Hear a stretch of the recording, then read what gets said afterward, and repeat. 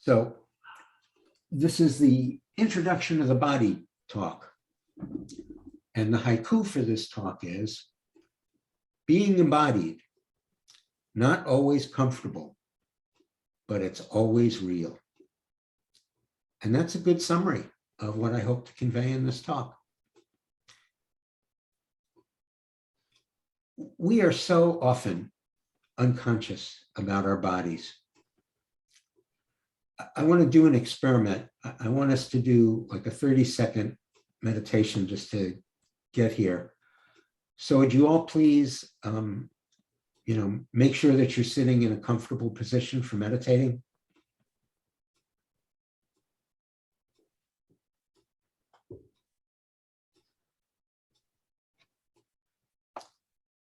So what I'm used to seeing, and it didn't happen today very much, is the person will say, please put yourself in a comfortable position, and 75% of the people will shift in their chairs. Why didn't they realize they weren't comfortable before they were asked about it? Because they weren't there. They weren't in their bodies. There's lots of practitioners. I could give you quote after quote about the importance of being in the body, but I will go back to an unimpeachable source, the Buddha, who said there is one thing that, when cultivated and regularly practiced, leads to deep spiritual intention, to peace, to mindfulness, and clear comprehension, to vision and knowledge, to a happy life here and now, and to the culmination of wisdom and suffering. And what is that one thing? Mindfulness, centered on the body. Most of us live like we are, like we're running a transformer toy, and we're at the top and there's levers and knobs and we make the thing go. So we're sitting on the top of our body behind our eyes, and we direct this body that we're living in to move, to eat, to do whatever, take a sip of water.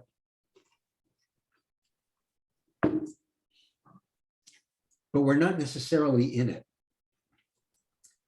And we also live in a culture that often encourages us to see the body as a thing.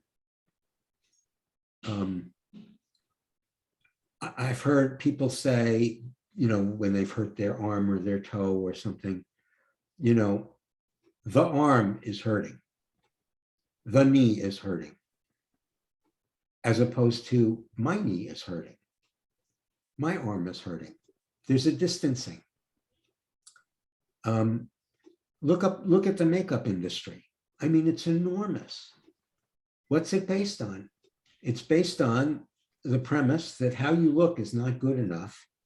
And so you need to put stuff on your face or wherever so that you look differently and good enough, well enough. And that's, a billion and billion dollar industry. You're seeing yourself as a thing to change in that context. And even if you don't wear makeup, you've lived in this society that does. And it's not just makeup, it's clothing, it's everything. So we have been accustomed to a split where we are aware from the neck up and somewhat unaware from the neck down. In the mind, we are always in the domain of words. And the domain of words is never, never, never the direct experience of the present. But it is always our left brain explaining what's going on. It's the menu, not the meal. Being in the body, especially when we're not primarily focusing on words to describe what's going on, is being in the moment in a holistic way. When our knees are hurting or our back is aching, we know that right now.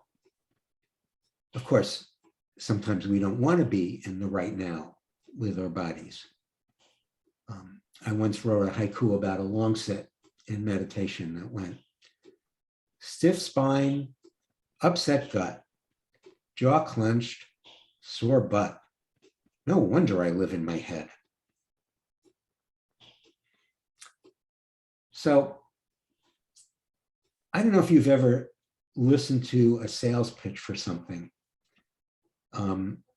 Like when I was much younger, there was a place you could go and spend the weekend, and the cost was you had to listen to them try and sell you to buy a timeshare for an hour and a half. And in those pitches, they always start with the positives. Very rarely do they talk about the negatives. When you buy something, or rent a car or something, you get this contract, and then on the back, in print that is minuscule, so nobody's supposed to read it, that's where all the bad stuff is. So I'm going to reverse that, and I'm going to tell you the negatives first. And then I will tell you why I think the negatives lead to the positive. The big problem is that we do store stuff in our bodies. And by stuff, I mean pain and trauma. Pam in her check-in was talking about taking this course about The Body Keeps the Score by van der Kolk. And that's all about trauma. And some of the patients that he treats, have gone through unbelievable trauma to the point where it was hard for me to read it. And I'm sure it was hard to listen to somebody talk about it. Trauma happens when we have our fight or flight mechanism activated, but we can't resolve it. We can't fight, we can't flee. And so we couldn't express the feelings we were having, so we stored them in our body. And our freedom to live fully in the moment diminished. And everybody has had trauma, everybody. It's unescapable. You could have the most loving parents in the world, but there would be a time when you would be a baby and you would be hungry and you would start crying, and your older brother skinned his knee, and so mom had to be with the older brother first, or there was a phone call that they absolutely had to take from a doctor. For whatever reason, they didn't show up for 3 minutes, but as a baby, you've been abandoned forever. You've had a trauma. And most of us don't have to go back that far to find traumatic experiences in our lives. Our parents break up, someone close to us dies, the person we're in love with loves somebody else, so on and so forth.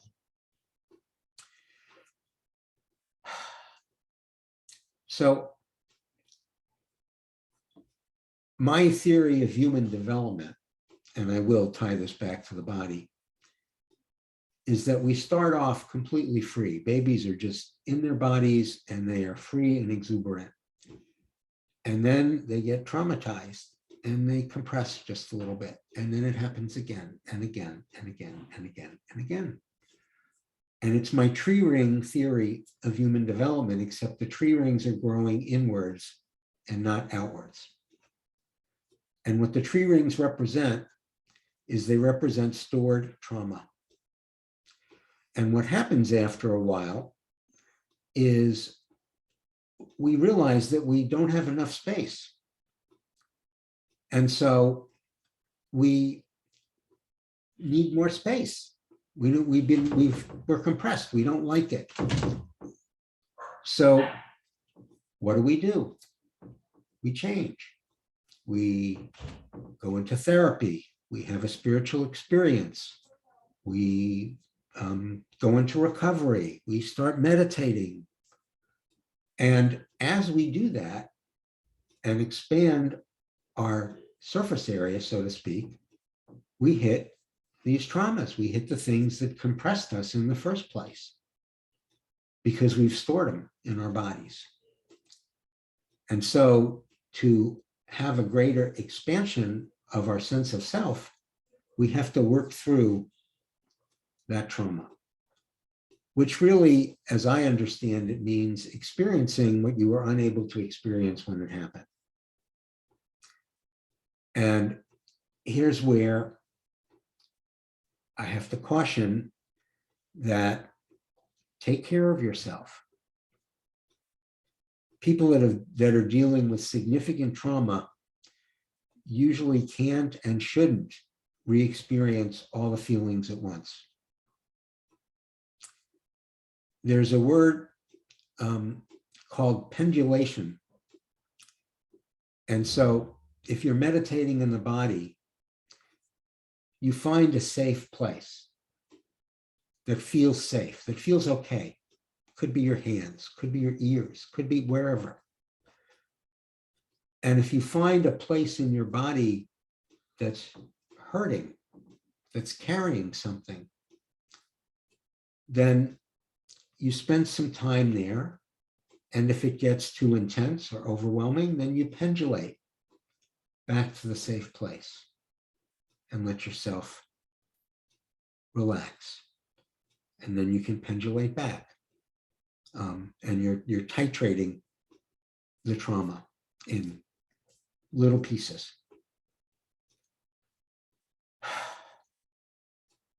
So obviously, sometimes it's painful to be in the body. And what's our natural instinct to do when we experience pain? It's to escape from it. Now, I mean, sometimes experiencing pain and escaping from it isn't the worst thing in the world. I mean, if God didn't want us to escape from pain, then why was Netflix invented?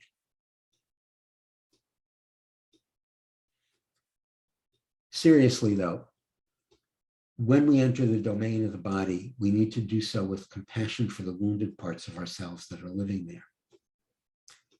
And it's important that we proceed without judgment, but rather in the spirit of embracing whatever arises with warmth, curiosity, and tenderness.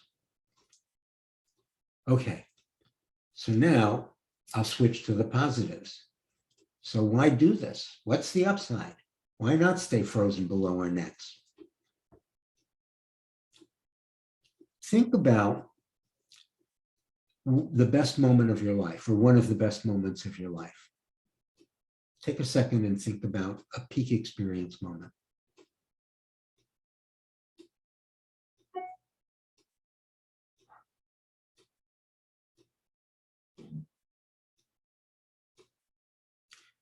It could have been any number of things. It could have been looking at the view from a mountaintop. It could have been being with at a birth, in the birth of a child.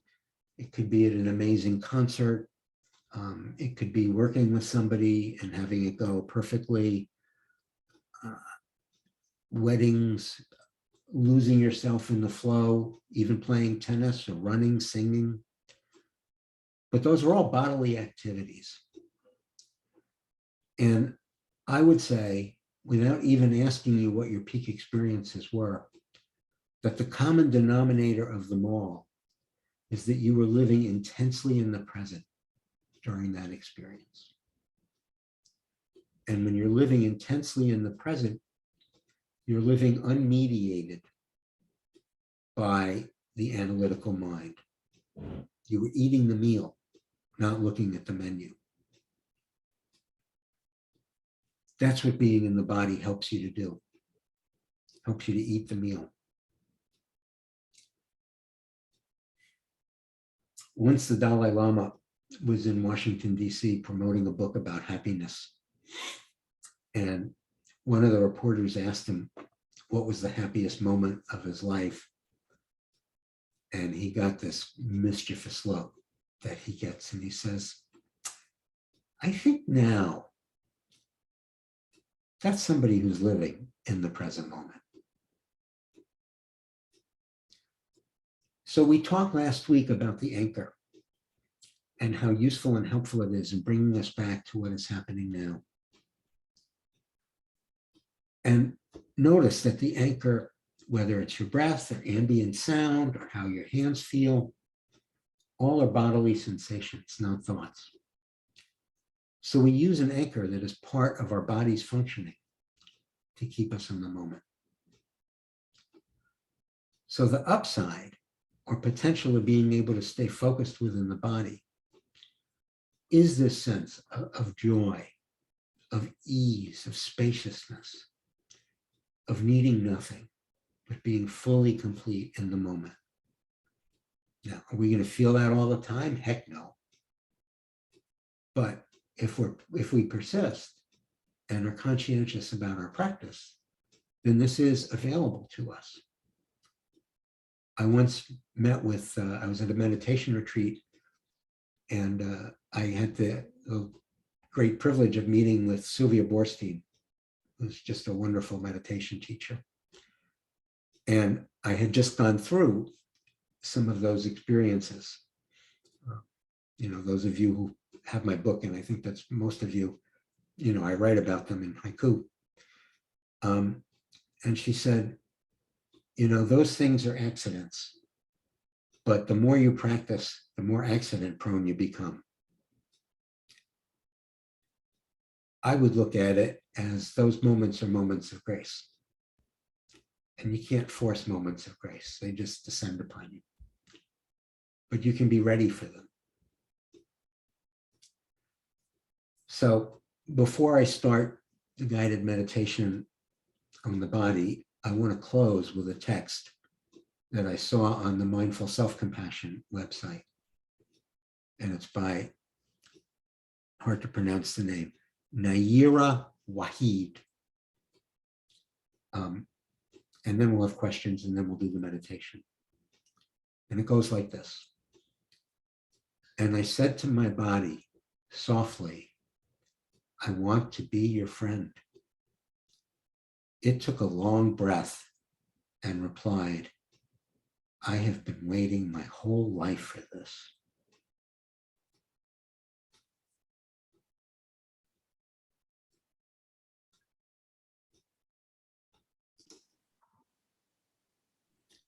So go into meditation posture. See if you can have your spine erect, but not stiff, relaxed. See if you can be in a position that allows you to be alert. So close your eyes and just take a few mindful breaths at your own pace.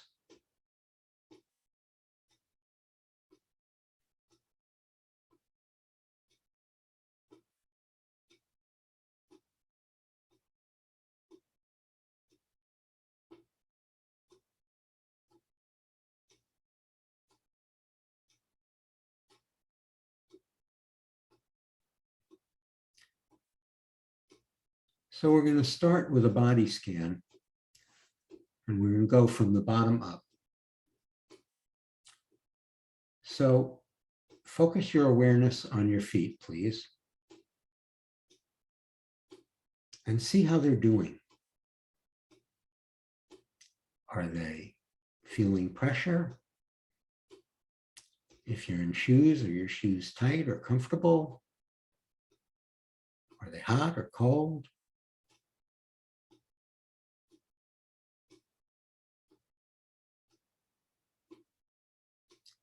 If your feet were a face, would it be smiling? Would your feet be smiling? Would they be frowning?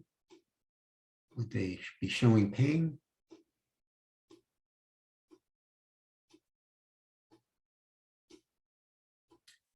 And now move up to your shins and your calves. How are they doing? Are they loose? Are they tight?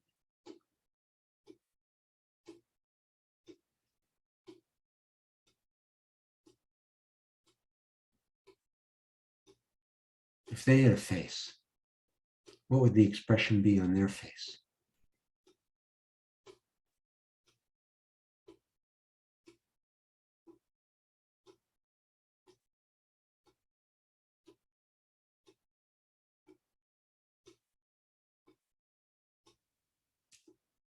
And now please focus on your knees, whether they're comfortable or uncomfortable, or the sensations within them, heat or cold, or pain or stress, tension.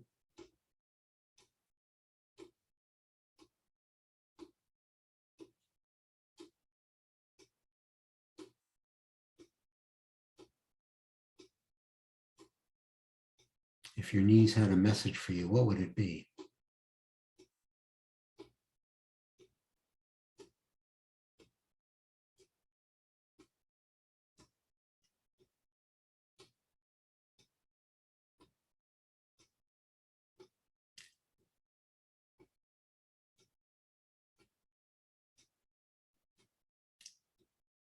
And now move up to your thighs, your quads on the back of your leg, and your your hamstrings on the back of your leg and your quads on the front. How are they doing? How's the bone inside doing?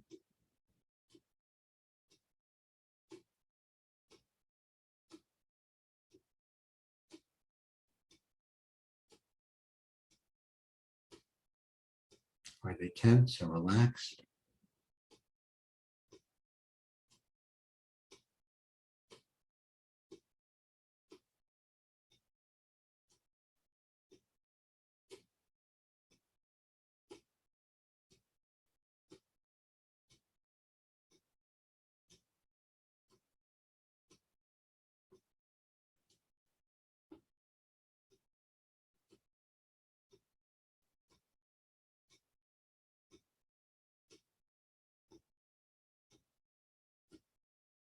If they had a message for you, what might it be?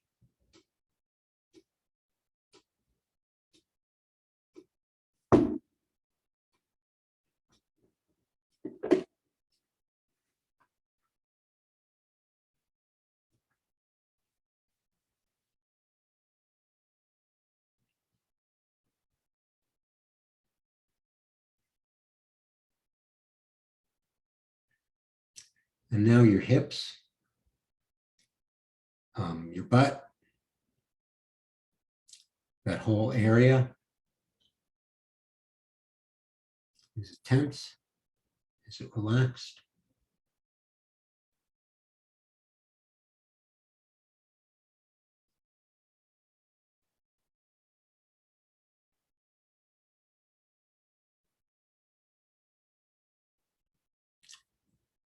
I was taught that if you relax the area like a band starting maybe an inch or two below your navel, going back to the sacrum, that when those muscles relax, the rest of the body relaxes as well. That it's a very useful way to shift from the sympathetic nervous system, which is fight flight, to the parasympathetic. So see how that area is doing.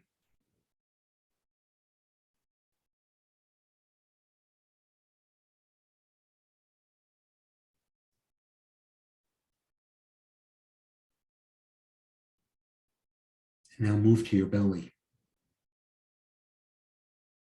What sensations are in your belly?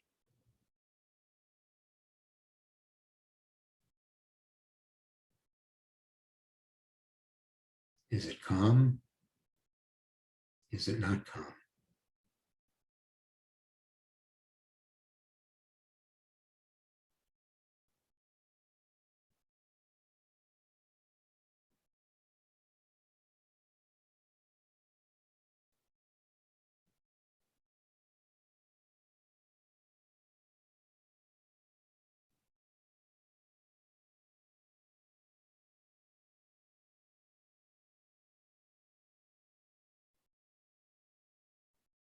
Is there pressure? Is there pain? Is there heat or cold?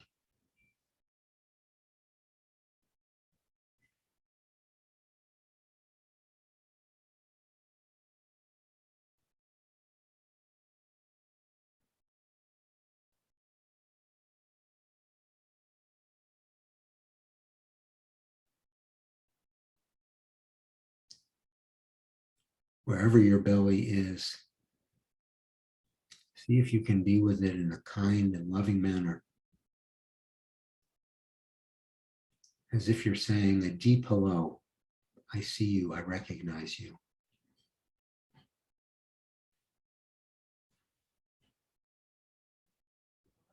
And now you're back, all the way up your spine. Is there tension there? Is there pain?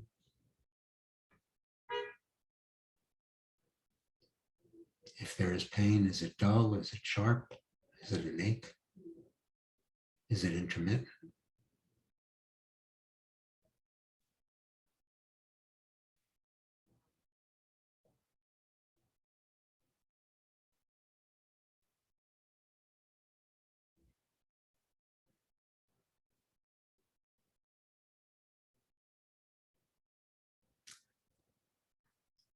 See if you can get a sense of your spine holding you up and how that duty affects it, the requirement of holding you up almost all the time.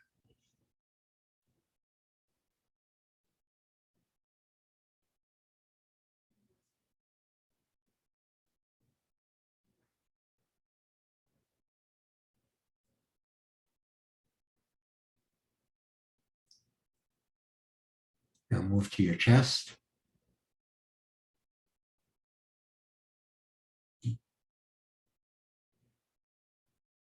What's going on inside? Is it moving as you breathe?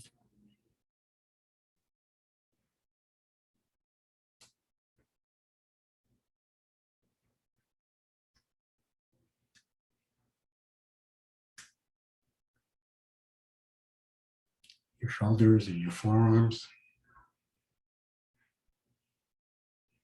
how are they doing?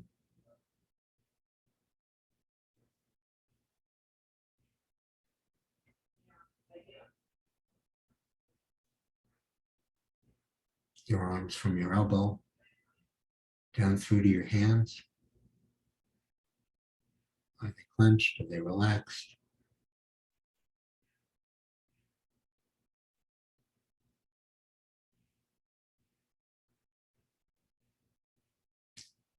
Now move to the back of the head.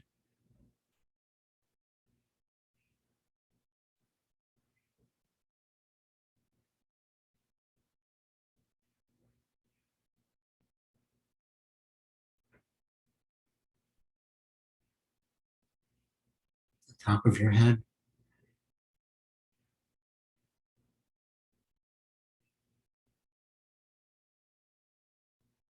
And the inside of it. And your face.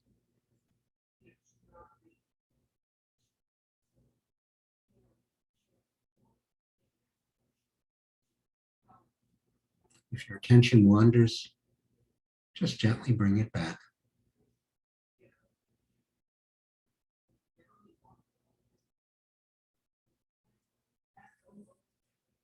Now, as you scan your body, see if there are any places where there are particular sensations that are strong. that might be calling for your attention.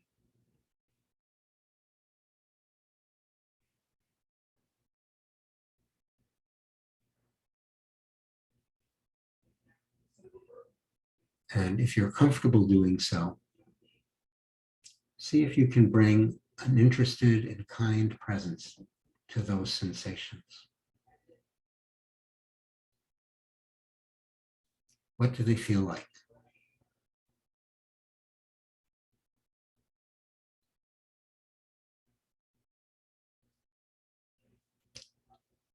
With a soft, open awareness, feel them just as they are. Noticing, are they pleasant or unpleasant? As you fully attend to them, do they become more intense or do they dissipate? Notice if they change.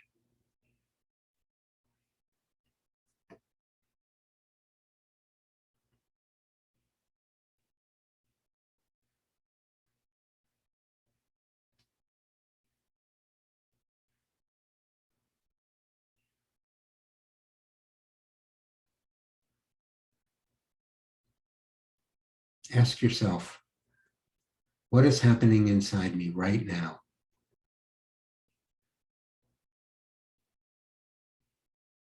And noticing the sensations that are predominant, ask, can I be with this? Directly feeling the flow of sensation, subtle or strong, letting life be just as it is.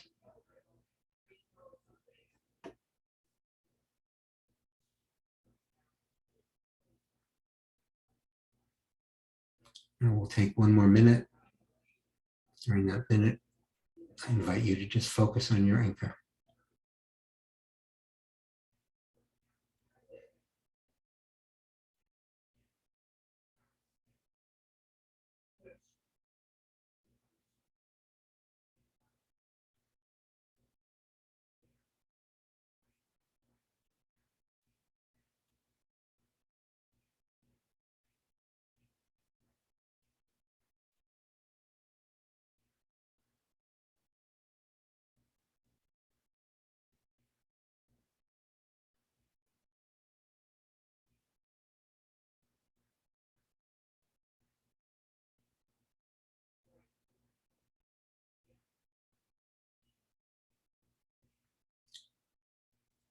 So trying to stay present to your anchor and to the living world of sensation.